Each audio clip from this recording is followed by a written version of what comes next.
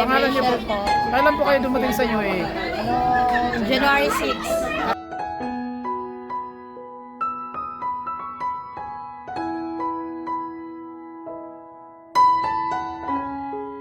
Ivy. Regular attendant po kay Sel Shaddai? SBW na po. Praise the Lord, hallelujah. Thank you, sis.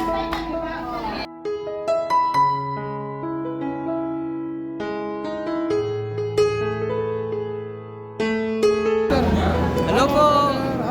God bless po, God bless. Pangalan niyo anak si brother? Si Sister Luis Nicole, Ilang taon na po si 3 years old. How old are you? 3. Say hi. Say hi. Sige po, God bless.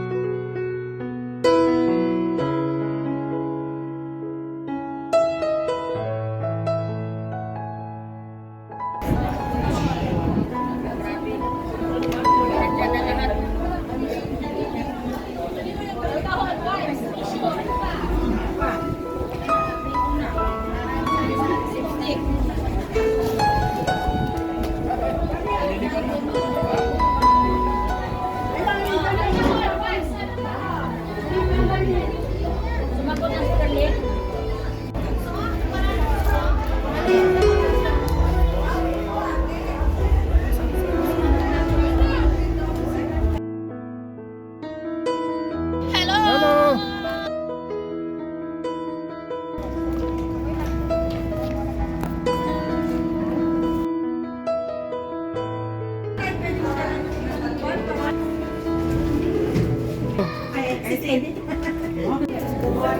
Good morning, sister. Good morning po. Good morning. Good morning. Sister, good morning. Good morning po. Good morning. Morning, bro. Good morning po. Morning, sis. Last morning po. Saan po pinili po? Binigay ko na sa'yo na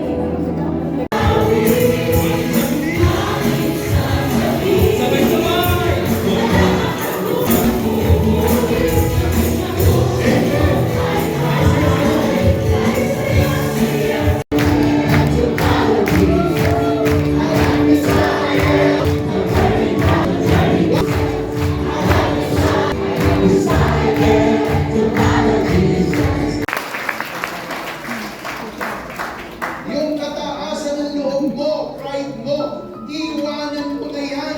Yan ang magiging dahilan para ikaw dahil preacher ka. Talaga ang usual na dahilan. Pag naiingit yung preacher sa kapwa preacher. Una po, sa sila. Wapo. Eh, totoo lang ha, kasi naka-record eh. So, sa totoo lang, kasi si Brother Gerald, talagang kapag siya nagtutulong sa amin, ibang-iba yung dating niya, kaya sa totoo lang ginagidiliwan siya ng mga preacher. At talagang pinag-uusapan tuwing matatapos ko ng pag-aaral, sabi niya, ang galing talaga ni Brother Gerald sapagkat marami tayong natututunan. Kaya, isa yan sa kinaiinitan, sapagkat malalapit po talaga may mga BFCC preacher sa kanya. Saka, kinaiinitan siya sapagkat sobrang galing niya, lagi siyang pinapadala talaga sa abroad. Samantalang iba, na mga kasama ko, ay talaga ang ganda lang sila.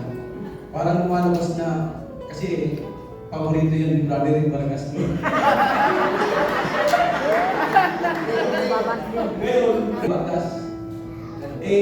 Nung unang aming nung COVID ay unang natawag na mag-mission sa ibang bansa, si Brother Gerald, binili siya ni Congressman Michael Villar. Kaya kung namin napatunayan na hindi na talaga sa malakasan kundi talaga sa grasya, hiyaw na siya. Binili siya.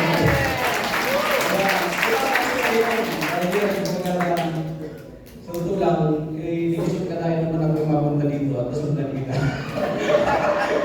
Na ma-imitate ko yung iyong kukabuhan at kagaya.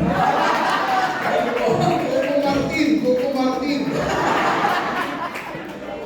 Salamat po mga kapatid. Salamat po. Si I believe nothing accidents happen before God. So hindi natin alam kung ano buhay ni Brother Bert. Ipag-pray natin kasi siya po ay actually natanggap na yata si Brother Bert sa Rasal Kaima. Kasi ang Rasal Kaima daw kulang sa Bible sharing tsaka sa NPG. Kaya siguro doon siya ipapadala ng Panginoon.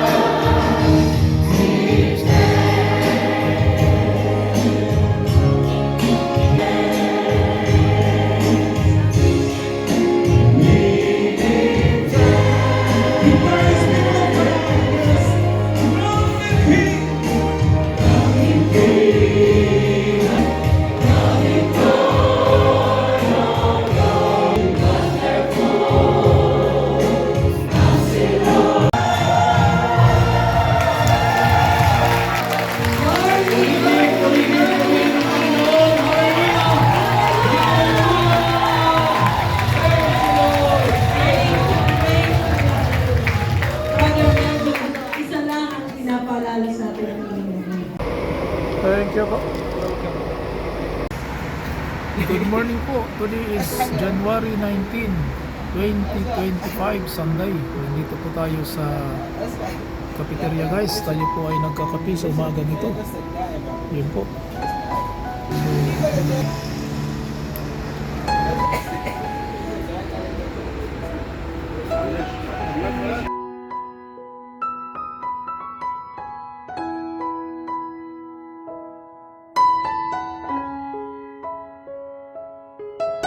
Ito po yung kapaligiran guys dito. Ito po yung way guys.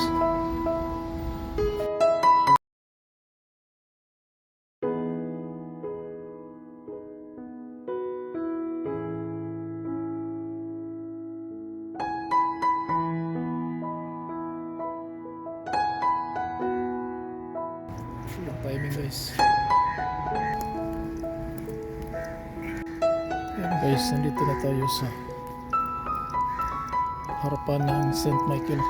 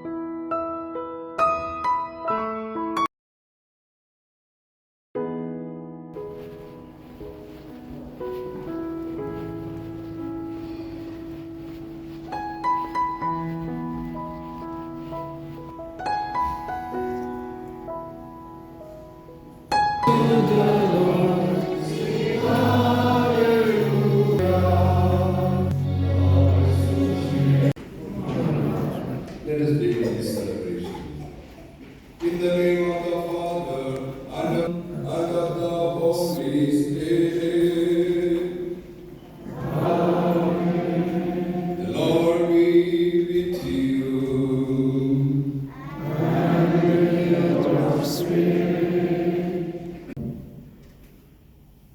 And Jesus said to her, Woman, how does your concern affect me? Potential embarrassment for the family when they run out of wine.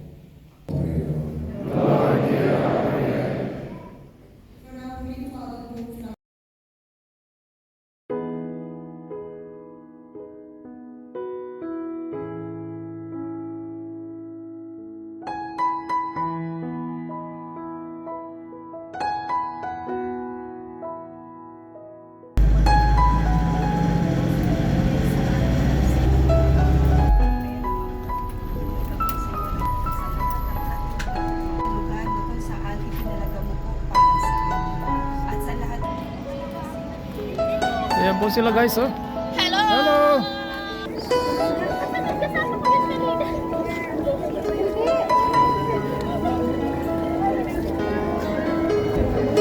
That's good.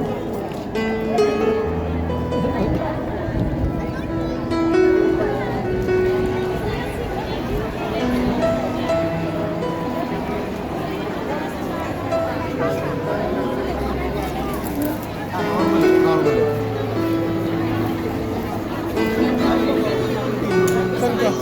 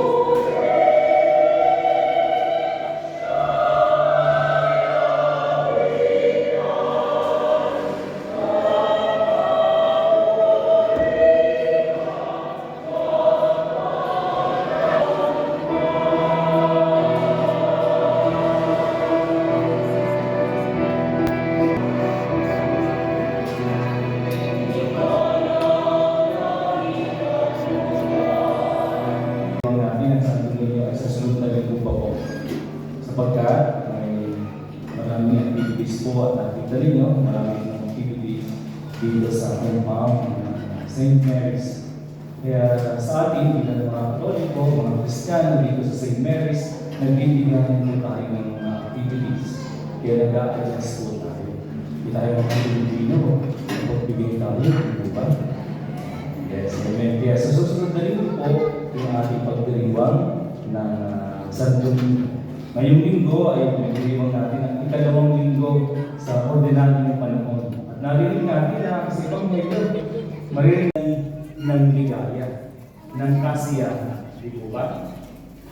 Kaya pag nagtipon-tipon yung iba sa atin, kailangan may pinagsamahan o ano pa man, masaya ang pagtitipon.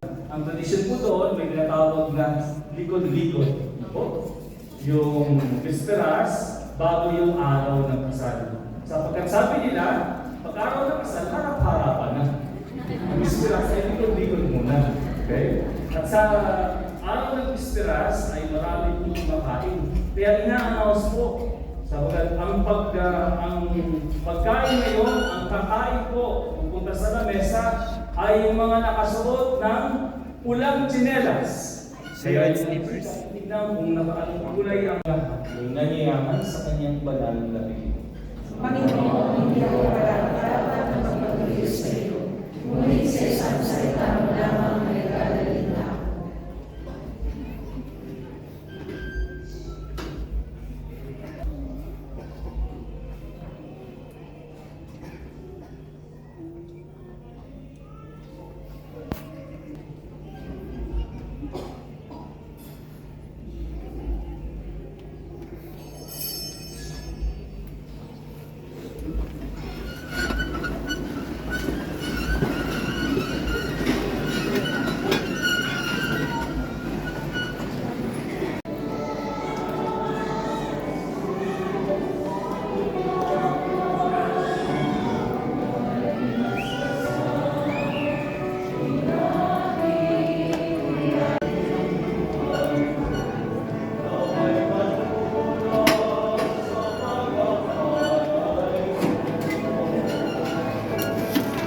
Kaya sabi sa Amerika, you have to remain silent because anything you say can be used against you.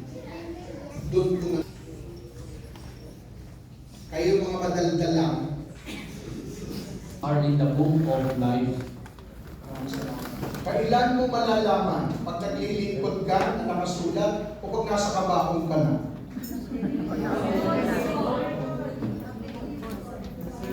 Yung pangalan ni Clement at mga katuwang ni Paul na naglilingkod sa iglesia, sinabi ni Paul, ang mga taong ito, ang mga pangalan nila'y nakasulat na sa aklat ng buhay.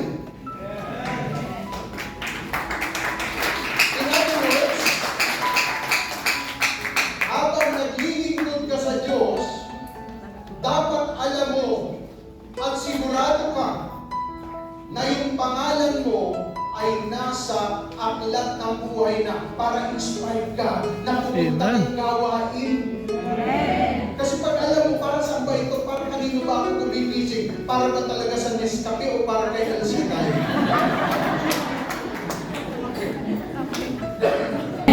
Kaya ako nga, for example, ang dami nag-message sa uwing patay yung nanay mo. Hallelujah. Ano ba klaseng paglilingkod meron yan?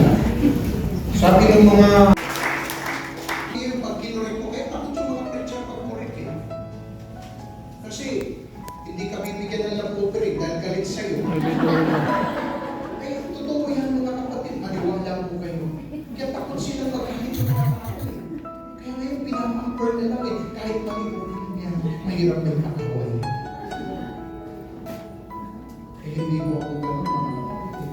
Kailangan kong gawin ang aking misyon. Without reservation, without limitation.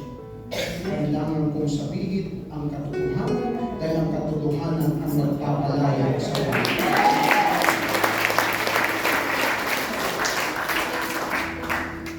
Amen ba?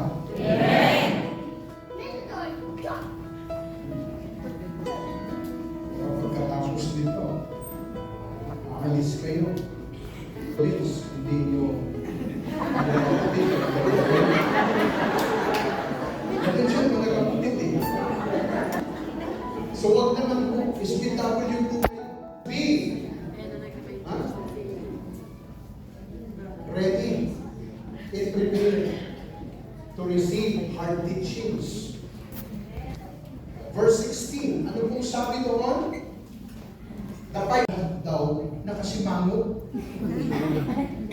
Sabi ko, baka naman hindi nag-iil siya tayo. Hindi naka-bracelet eh. Ano ba? May panyo ng El Shaddai eh. Totoo yan mga. Hindi na siya bumalik. Alam mo kung kailan siya bumalik? Nung dumating ako ng UAE. Hallelujah. Kasi may message niya ako eh. Brother, answer prayer ako. Pinag-pray ko matagal na panahon na makasign ka dito.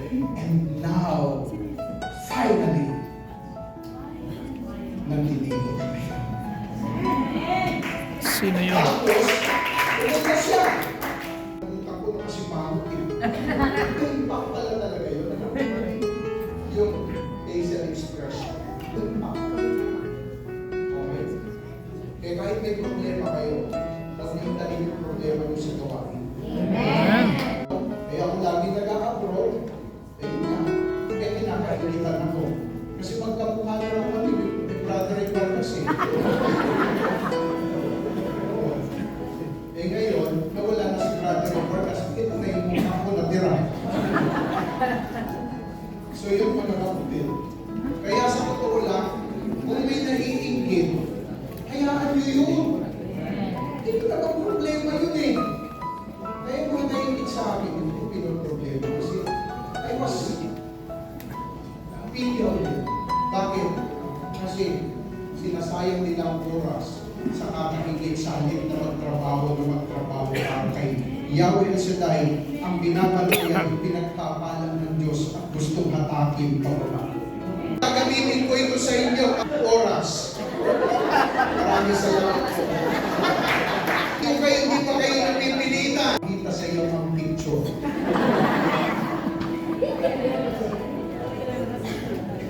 Amen? Oh, ang tanong, ngayon walang karapatan na sumama ang loob ng sino man dahil hindi ka pinili na tumaas ang iyong kamay. Sino ang uli ang good? Sino ang uli ang faithful? Malakpak ang hindi. Akala ka kung lahat na eh. Nanginginig na gano'n, mantakin mo. Ilang megavolts pa yan. Oo, ilan yun? Makakamatay ba yun? Okay, kasi ito, naglalagay ako sa ganyan, hindi alam nila. So ngayon, ang lakas ng kuryente. Maniwala ko kayo. After noon, siguro, wala nang nadaluyan, yung ako natapos na. Umilapon ako ng, siguro wala dito, sa pader. Mabuti din kung pasupulo ko sa makalas na bagay. Pagdating ko doon sa pinagtakunan ko, tumayo agad ako eh. Tinitingnan ako ng supervisor, tsaka yung technician eh. Buhay pa. Sabi lang siguro nung damuhan, tibay ah. Alam mo, pinaglanuhan nila, malalabas yung accident eh. Tayo agad ako. Tapos nag-link sa aking isip, mabuhay, dying machine. Alam mo, dito ako mamamatay. Ay, pambira. Sa halip na mabuhay ako, talaga ako papatayin ng mga iglesia nila. Hallelujah. Tapos pag-uwi ko ng ganun mga kapatid, nakita ko yung Bible ko sa ibabaw ng aparato na 6 months almost na hindi ko na binabasa. Pag kuha ko, alikabog na. Tapos binasa ko ganun, eto, Matthew 25. Pagdating sa 1 talent man, ngunit may 1 lingkod na pinagkatiwalaan ng 1 lingkod. Sa halip na lingkod na yun ay umayo at ipagdigo yung utang namin nabayaran namin. Nabayaran namin 2 weeks after. Kaya, sabi ko, talagang tinugon ako ng Panginoon sa panalangin ko. So, pinag-pray ko naman yung misis ko.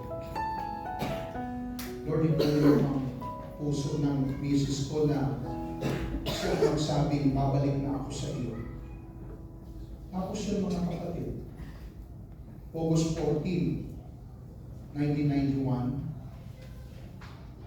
talagang natutulog kami.